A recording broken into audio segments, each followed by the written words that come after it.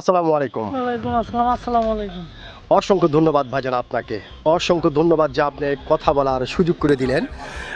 তো ভাইজান সর্বপ্রথমে জানতে চাচ্ছি আপনি কেমন আছেন? আছি আলহামদুলিল্লাহ ভালো আছি। আপনি যাক, কেমন আছেন? আলহামদুলিল্লাহ ভাইজান। আমি ভালো আছি এবং আলহামদুলিল্লাহ যে আল্লাহ পাক আপনাকে ভালো রেখেছে। তো ভাইজান আপনার নামটা জানতে পারি? আমার নাম মোহাম্মদ জুয়েল।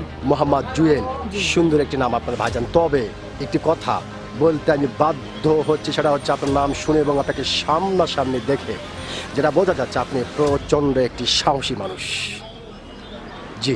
তো ভাইজান, যেহেতু আপনি একজন সচেতন নাগরিক এবং একজন সাহসী মানুষ, সেই ক্ষেত্রে এই বিষয়টি আপনার কাছ থেকে জানতে চাচ্ছি যে আমাদের বাংলাদেশে একটি রাজনৈতিক দল জামাত ইসলাম, আচ্ছা।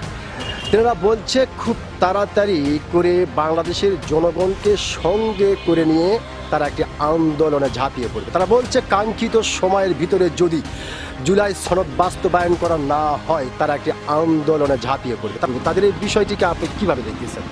ভাই এ বিষয়ে আমি বেশি কিছু বলতে পারবো না। জি জি, যেটা আপনার, হ্যাঁ জি। এ বিষয়ে বেশি কিছু বলতে পারবো না, কিন্তু যেটা এখন সরকারি দল যারা সরকারে গেছে জি, তারা জি। যেটা করবে সেটাই হবে। সেটাই হবে। জি জি জি জি। আমি যেটা মনে করি। যেটা মনে করতেছেন বিগত ইতিহাস দেখে বা বিগত দিনগুলি দেখে এটাই বোঝা যাচ্ছে হ্যাঁ যে আসলে সরকারি দল যারা থাকে তারা যেটা করবে সেটাই হবে। হ্যাঁ সেটাই। জি ভাইজান, সত্যি আপনি যে একজন সাহসী মানুষ, আপনি কিন্তু আপনার সাহসিকতার পরিচয় দিয়েছেন।